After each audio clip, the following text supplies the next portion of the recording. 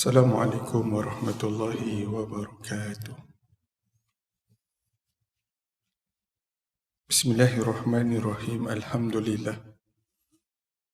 Alhamdulillahi rabbil alamin. Wassalatu wassalamu ala ashrafil anbiya'i wal mursalin wa ala alihi wa sahbihi ajma'in. Subhanaka la ilma lana illa ma 'allamtana innaka antal alimul hakim. Rabbi shrah li sadri wa yassir li amri wahlul 'uqdatam min lisani yafqahu qawli, amma ba'du. Qala Allah Ta'ala fil kitabil karim ba'da a'udzu billahi minasy syaithanir rajim. Ya ayyuhalladzina amanu taqullaha wal tanzur nafsum ma qaddamat lighad wattaqullaha innallaha khabirum bima ta'malun. Sadaqallahul azim. Nawaitu i'tikaf fi hadzal masjid lillahi ta'ala.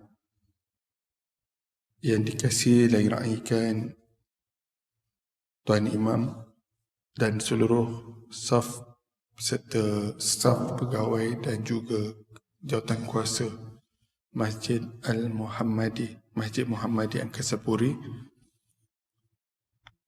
tuan-tuan, puan-puan sidang jemaah yang dirahmati Allah Subhanahu wa Ta'ala sekalian, muslimin muslimat sekalian. Pertama dan selamanya kita bersyukur kepada Allah kerana alhamdulillah kita masih hidup sehingga hari ini 2 Ramadan.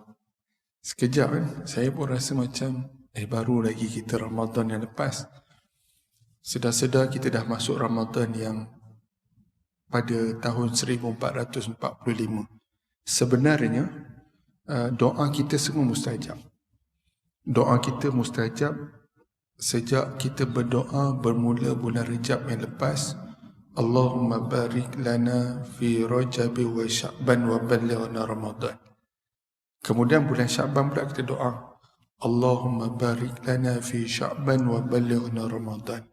Ya Allah, berkatilah kami dalam bulan Rejab dan Sya'ban dan sampaikanlah kami ke bulan Ramadan. Allah perkenankan doa itu yang mungkin dibaca oleh imam kita. Kita hanya mengaminkan di belakang, ataupun kita sendiri yang membaca doa tersebut. Allah Subhanahu wa Ta'ala telah menerima doa itu. Buktinya kita masih hidup sehingga saat dan detik ini. Sebab ada juga yang berdoa seperti mana kita berdoa dengan doa tersebut, tetapi Allah mentakdirkan dia meninggal dunia hari Jumaat baru-baru ni, lebih kurang 27 Sya'ban baru-baru ni dia meninggal dunia.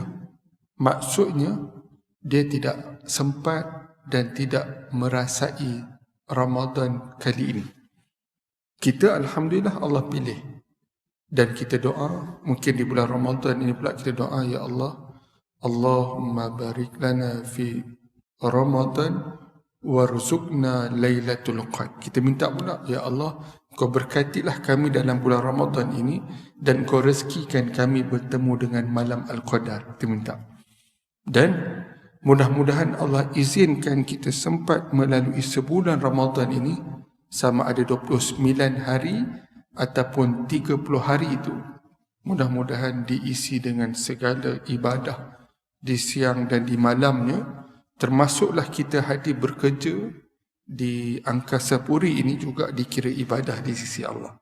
Maka mudah-mudahan amalan kita itu akan diterima dan akan diganjari oleh Allah kelak saat mana kita akan bertemu dengannya nanti, insya-Allah. Amin amin ya rabbal alamin. Insya-Allah pada petang ni saya ingin menyambung lagi perbincangan. Dan kalau ikutkan catatan, kali terakhir saya datang di sini tahun lepas, bulan 11 itu, bulan November itu, saya dah bawa sikit tajuk cara-cara menghalang godaan syaitan. Dan ada sebanyak 10 pintu syaitan mampu masuk dan menggoda manusia itu. Kita dah bincang 5 daripadanya, insya-Allah berbaki lagi 5. Kita akan habiskan pada petang ni, insya-Allah. Insya-Allah. Kita sambung. Saya petik daripada kitab Madza Ya'ni Intima lil Islam. Apa artinya saya menganut Islam, yang ditulis ataupun dikarang oleh almarhum Dr. Fatih Yakan. Saya ambil daripada bahagian yang pertama kitab ini, dan adanya pada bab yang kelima, iaitu saya mestilah dapat menguasai diri. Dan ada satu tajuk yang dibincangkan dalam kitab ini ialah cara-cara menghalang godaan syaitan. Bagi membantu manusia menghadapi hasutan syaitan serta serangan-serangan iblis, Islam telah menunjukkan kepada manusia berbagai perkara yang dapat membantunya bertahan menghadapi pertarungan dengan syaitan, seterusnya berjaya menewaskan musuh ketatnya itu. Qala Musannif, berkata pengarang, cara tersebut telah dirumuskan oleh seorang daripada para salihin dengan katanya, saya telah merenung dan memikirkan cara-cara dari pintu manakah syaitan itu masuk ke dalam diri manusia. Ternyata ia masuk melalui diri manusia itu melalui 10 pintu. Pintu yang kita dah bincang, pintu yang pertama dan yang lalu ialah pintu tamak dan buruk sangka. Pintu yang kedua yang juga kita dah bincang ialah pintu cintakan kehidupan dunia dan panjang angan-angan. Panjang tu saya buat panjang. Panjang angan-angan. Itu pintu yang kedua. Pintu yang ketiga ialah cintakan kerehatan dan kemewahan. Pintu yang keempat ialah kagum terhadap dirinya sendiri, yakni ujub. Dan pintu yang kelima ialah memandang rendah terhadap orang lain dan tidak menghormati mereka. Ini kita dah bincang sikit pada pertemuan yang lalu, iaitu pada bulan November yang lepas. InsyaAllah petang ni kita sambung lagi 5, minta maaf. Lagi 5 pintu bagaimanakah syaitan itu mampu menggoda dan memasuki ke dalam diri manusia. Ustaz, bulan Ramadan syaitan kena ikat. Yang kita biasa dengar, syaitan dia belenggu kan. Syaitan ni ada 2. Allah sebut di dalam ayat yang terakhir, dalam surah yang terakhir, surah yang ke-114. Dalam ayat yang terakhir Allah berfirman, a'udzubillahi minasyaitonirrajim, minal jinnati wan nas. Syaitan ni ada 2 jenis. Minal jin, dari kalangan jin, wan nas, dan dari kalangan manusia. Syaitan yang dalam, ataupun kita sebut dalam bentuk ataupun yang Allah ciptakan dalam sifat sebagai jin itu yang diikat. Daripada yang paling tinggi Brigadier General sampai yang paling rendah Private, semua kena ikat. Yang bebas hari ni tu yang kadang-kadang ni tak masuk lagi, insyaAllah sempat 1.45 saya habis lah, ikut masa yang dibenarkan. 1.45 insyaAllah saya habis. Yang kita nampak hari ni, kenapa Ustaz bulan Ramadan ada geng plastik hitam? Contoh kan. Mereka ini ialah, minta maaf sebut mereka ini yang kita boleh umpamakan dia terpengaruh dengan yang disebut syaitan ini daripada minnas, dari kalangan manusia. Jadi kita doa kita ni tak termasuk yang syaitan yang dimaksudkan terdiri daripada golongan manusia itu sendiri. Mudah-mudahan kita tak termasuk. Okay, kita bincang pintu yang ke-6. Pintu yang ke-6. Pintu yang ke-6, bagaimanakah syaitan itu mampu masuk ke dalam diri manusia. Pintu yang ke-6 ialah pintu hasad, yakni dengki. Hasad dengki lah. Kita biasa sebut hasad dengki kan. Hasad tu boleh diertikan juga maksudnya dengki lah, hasad. Kan kita kata kalau orang Melayu ni, minta maaf sebut saya pun Melayu juga. Kan kita biasa dengar perumpamaan dia sebut apa? Orang Melayu ni memang banyak PhD dia. Bukan filosofi doktor falsafah, tak. Yang dimaksudkan PhD ialah perasaan hasad dengki. Tu. Mudah-mudahan kita yang hadir di tengah hari ini, sama ada dalam ruang solat ataupun di ruang luar, ruang lega solat utama kita ni pun, kita tak termasuk dalam golongan tersebut, insyaAllah. Yang keenam, bagaimanakah syaitan itu boleh mampu membolosi manusia itu, menghasutnya ialah melalui pintu hasad ataupun pintu dengki lah.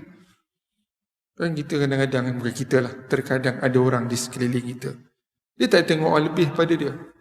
Ni nak raya. Oh, kereta baru. Ni mesti duit rasuah. Dia mula dah. Dapat sofa baru, nak raya kan. Nak raya ni macam-macam lah.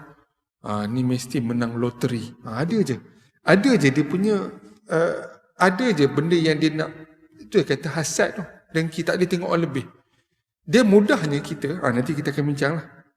Saya suka kitab ni juga, dia sebab ada apa masalah dan apa cara penyelesaian dia.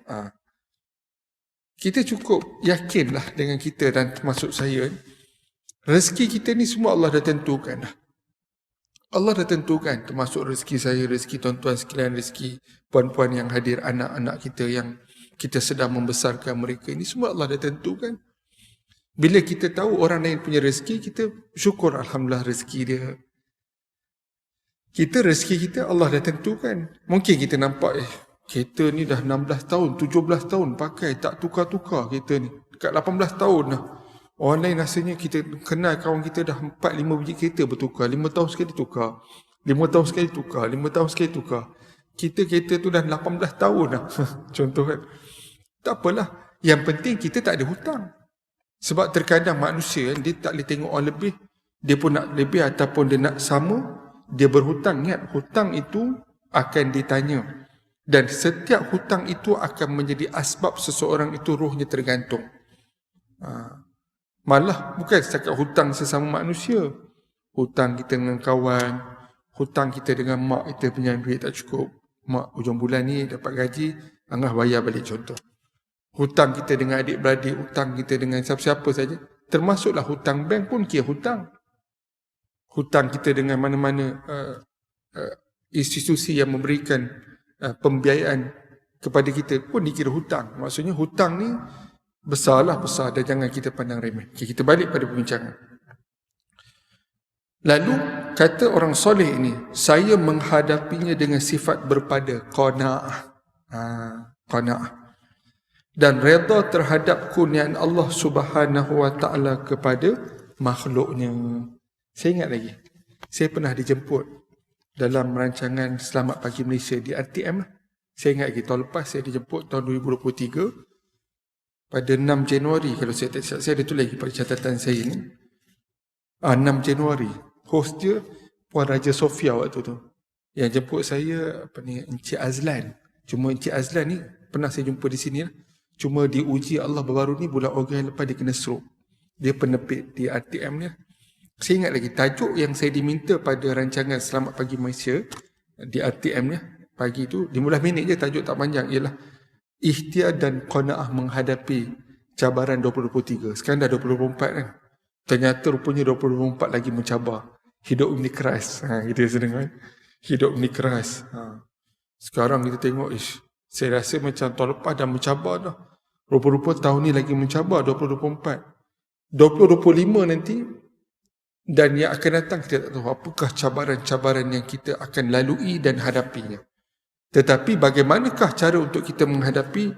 Orang salih ni kata, lalu saya menghadapinya dengan sifat berpada qanaah dan redha terhadap kurniaan Allah Subhanahu wa taala kepada makhluknya. Asalnya redha je kita dengan ketentuan dan pemberian Allah. Berpadalah. Kita ini alhamdulillah, walaupun ada di kalangan kita kadang-kadang Allah uji. Ada saya jumpa sahabat-sahabat saya pun ada yang diuji, yang dibuang kerja. Ada 2-3 orang tak saya jumpa. Saya pun pernah ada pengalaman tahun 2022. Awal tahun waktu tu kan masih PKP ni, kan ingat lagi. Dah kerja banyak work from home. Kemudian hari Januari waktu tu, Januari 2022 sebelum tu. Pagi tu hari Jumaat tu silap bos saya dia WhatsApp letter, Ahmad Isnin masuk office . Okey, saya kata okey. Saya pun pagi tu masuk office. Dia pun panggil bilik mesyuarat, masuk bilik meeting. Dia pun dia kata minta maaf, ni ada sikit surat. Saya pun baca surat tu. saya dikenakan retrenchment, pemberhentian kerja lah, dengan sedikit pampasan majikan. Jadi bila saya dengar kawan saya tahun lepas ada yang diuji Allah, kemudian sebelum tu juga ada yang diuji yang dibuang kerja, saya memahami bagaimana perasaan mereka. Komitmen bulanan nak bayar kereta kan, anak-anak sekolah kan, komitmen yang perlu dilaksanakan ataupun perlu dilunaskan setiap bulan. Tetapi bila kita redha, alhamdulillah, walaupun ada yang bekerja dibuang kerja, ada yang berniaga kena gulung tikar, ada kawan-kawan juga yang ada berniaga elok dah, akhirnya kena gulung tikar lah, maksudnya tutup perniagaan, terpaksa let go semua aset-aset perniagaan. Allahu Akbar. Sehingga kan bank pun, tak silap ada sahabat saya seorang tu, Allah uji dia, dalam akaun ada bukan RM400 lebih plus. Kemudian bila dia nak withdraw, dia nak keluarkan, tekan kad ATM tersebut, bila nak keluar je, bank dah sekat. Sebab dia antara yang kena termasuk dalam list tersebut lah, dan list tersebut. Jadi nak sebut, kita tak diuji tahap tu. Tapi alhamdulillah hari ni, walaupun kita diuji, alhamdulillah boleh makan nasi lagi, walaupun berada mahal hari ni, contoh kan. Kita alhamdulillah dengan ujian tu Allah berikan kita lagi rezeki. Maksudnya kita bersyukur dengan setiap pemberian Allah. Sebab Allah sebut di dalam surah yang kita biasa dengar, surah An-Najmi, surah bintang. Dalam ayat yang ke-48 Allah sebut, a'udzubillahi minasyaitonirrajim, wa annahu huwa aghna wa aqna. Dan aku yang memberikan kekayaan dan kecukupan. Bukan Allah berikan kekayaan dan kemiskinan, tak. Allah beri kepada kita, setiap manusia yang ada di dunia ini, termasuk saya dan tuan-tuan sekalian, perempuan sekalian, anak-anak yang hadir juga pada hari ini, Allah berikan kita kekayaan dan kecukupan. Allah bukan berikan kemiskinan. Maksudnya, hatta orang miskin kita, dia pun boleh makan. Yang hidup dia tidur di tepi-tepi jalan, gelandangan, tidur bawah jambatan dan sebagainya, mereka tetap dapat makan dan Allah berikan rezeki pada mereka. Kita beri laluan azan zuhur setika, kemudian kita sambung sikit lagi insya-Allah.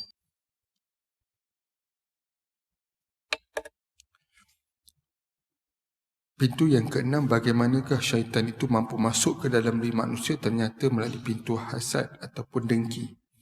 Dan bagaimanakah cara untuk kita menutup pintu itu daripada berjayanya ditembusi oleh syaitan? Ialah dengan pintu qanaah. Qanaah juga kita boleh ertikan redha, yakni berasa cukup dan redha dengan segala nikmat kurniaan Allah. Apa yang Allah beri kita rasa cukup.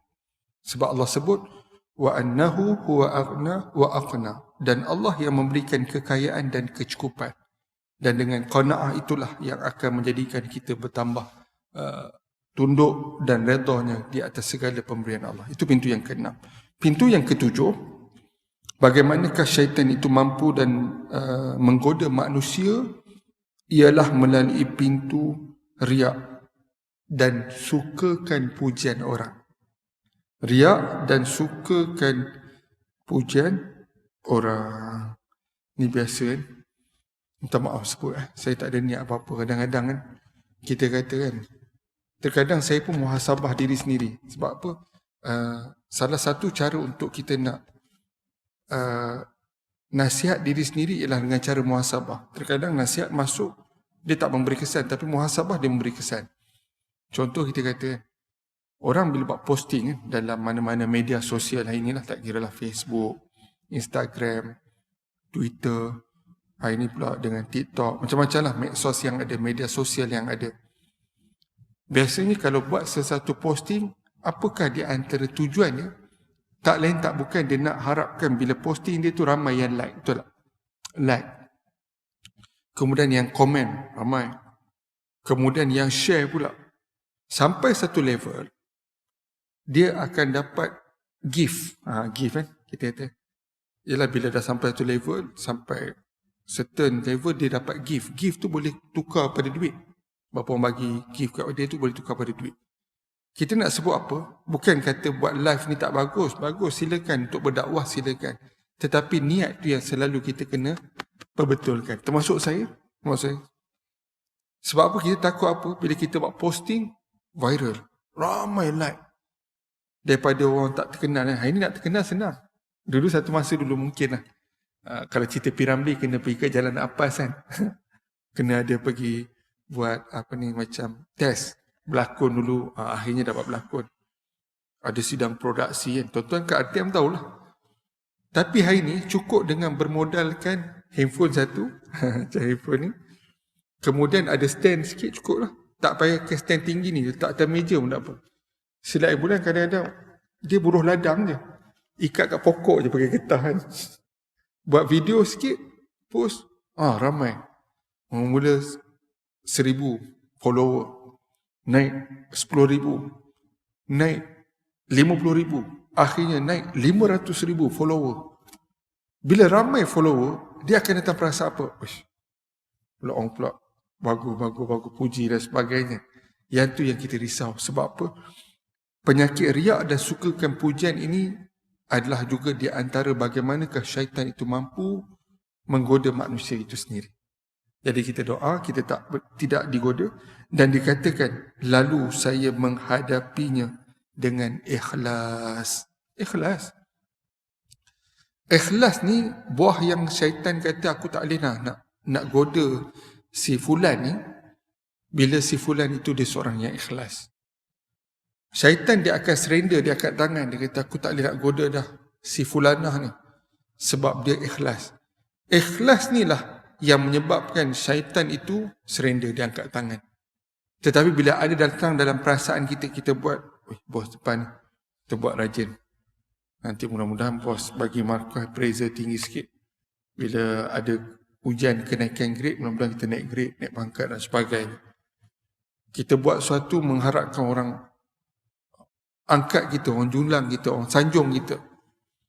Dia akan menyebabkan kita kecewa bila kita bermatlamatkan tersebut. Contoh kita buat, depan bos tertunjuk rajin.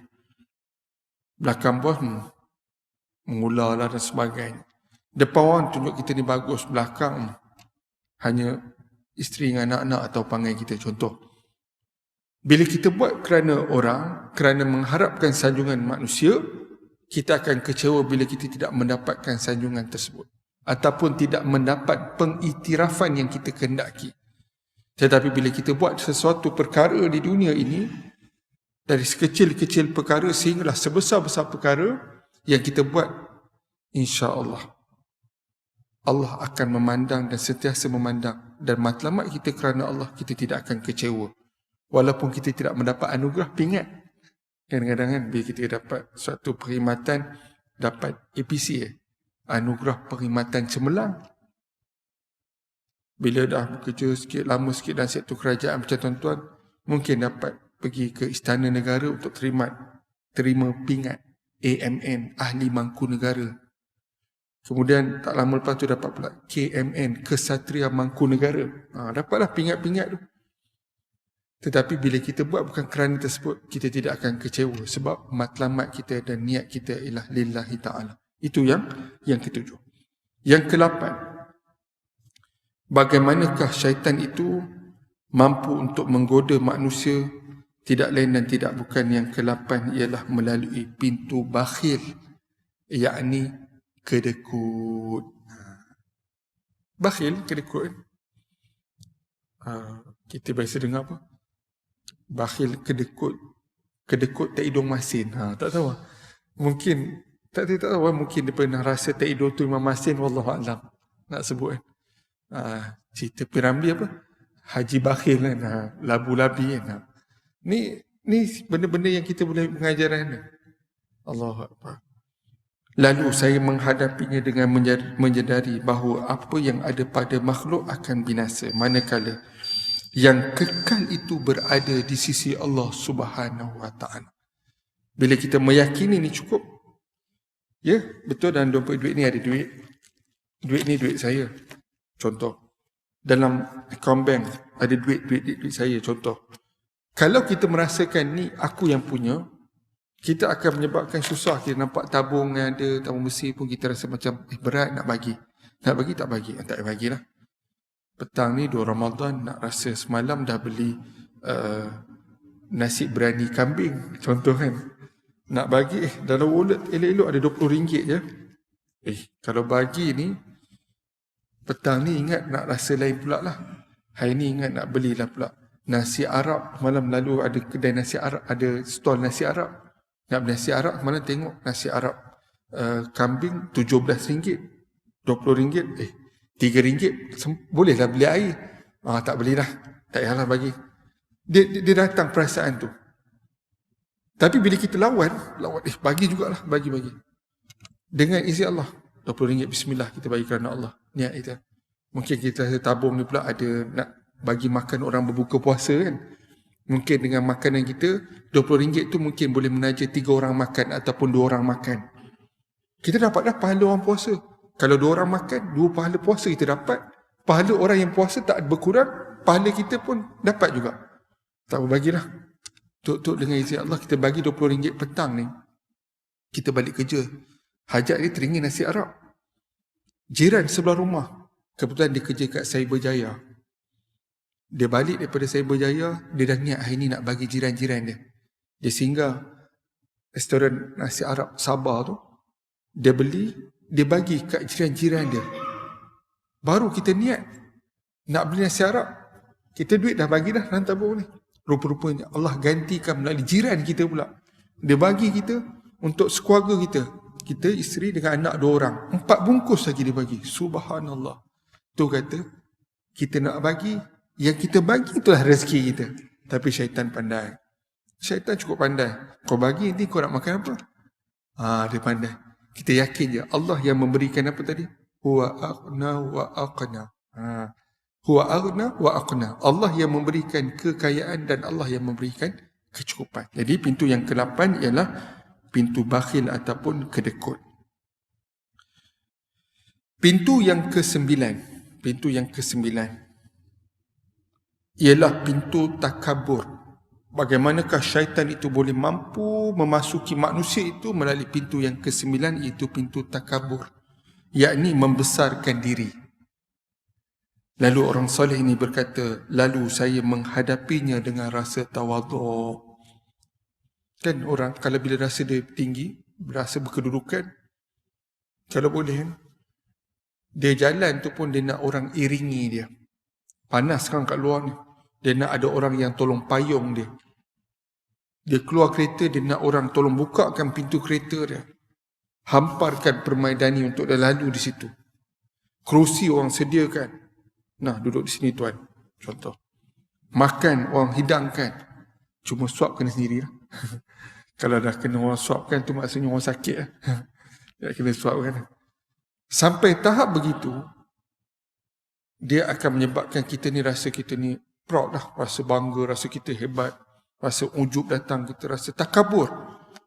Dan takabur ni adalah juga di antara perkara yang mampu untuk menyebabkan manusia itu dimukai Allah seperti mana Fir'aun. Fir'aun dia takabur. Kemuncak daripada takaburnya Fir'aun, akhirnya dia mengaku dia sebagai Tuhan. Fir'aun dia mengaku dia Tuhan. Syaitan pun akhirnya tabik spring pada Fir'aun. Sebab apa? Fir'aun pun tak mengaku dia Tuhan. Minta maaf. Syaitan pun tak mengaku dia Tuhan. Tetapi Fir'aun mengaku dia Tuhan. Sebab apa? Sebab datang dalam perasaan dia takabur. Rasa besar diri dia. Bayangkan teknologi yang ada pada zaman Fir'aun. Teknologi tersebut kekal sehingga hari ini. Fir'aun hidup zaman Nabi Musa AS. Nabi Musa sebelum Nabi Isa dan sebelum Nabi Muhammad lagi. Antara teknologi yang masih kekal, existing sehingga hari ini ialah piramid. Piramid, no? Kita fikir-fikir sekarang ni nak buat bangunan-bangunan yang tinggi kan, macam tuan-tuan ni. Dia kena ada yang crane tu kan. Dia akan staking. Dia akan naik.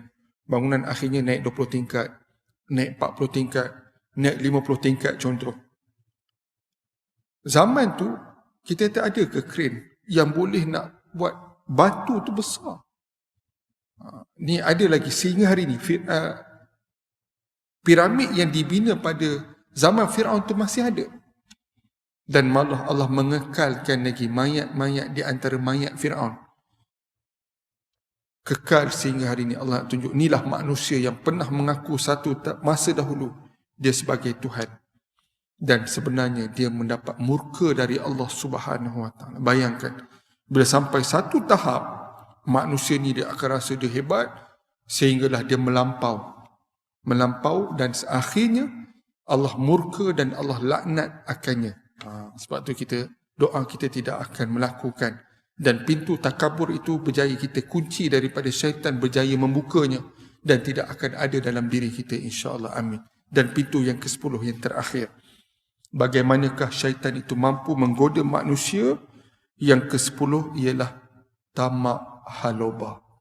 Dah tamak haloba lagi. Begitu.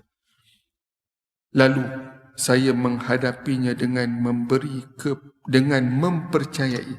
Lalu saya menghadapinya dengan mempercayai ganjaran yang disediakan di sisi Allah, dan tidak tamak terhadap apa yang ada di sisi manusia.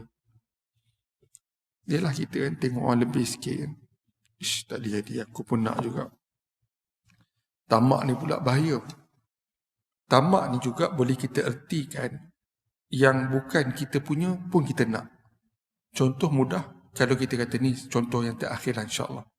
Kita pun nak dekat 4 minit lagi, 1.45. Orang yang kita katalah, contoh satu keluarga ni, kematian ayah, contoh. Ayah meninggal. Jadi bincanglah adik-beradik, 8 orang adik-beradik, bincang. Kebetulan 4 orang adik-beradik lelaki, 4 perempuan. Bincang. Kalau ikut kaedah faraid, lelaki dapat 2 bahagian, perempuan 1 bahagian. Buat keputusan, yang perempuan macam mana pun tetap 1 bahagian. Yang ada di antara adik-beradik, kita apalah, kita bagi sama rata. Tetapi ada seorang adik-beradik ni, dia kata dia nak 2 bahagian. Sebab lelaki, faraid, hak dia 2 bahagian. Boleh tak kita kata, yang 7 beradik ni kata, kepada seorang yang lelaki, adik-beradik lelaki ni, dia kata dia nak 2 bahagian, kita kata dia tamak. Jawapannya tak boleh. Dia bukan tamak, itu hak dia. Kalau tamak ya, okey, dia kata kalau adik-beradik lelaki yang ni tak nak, tak apa, dia nak 3 bahagian lagi. Jadi dia dapat 2 bahagian, tambah 3 jadi 5 bahagian. Contoh dia kata dia nak.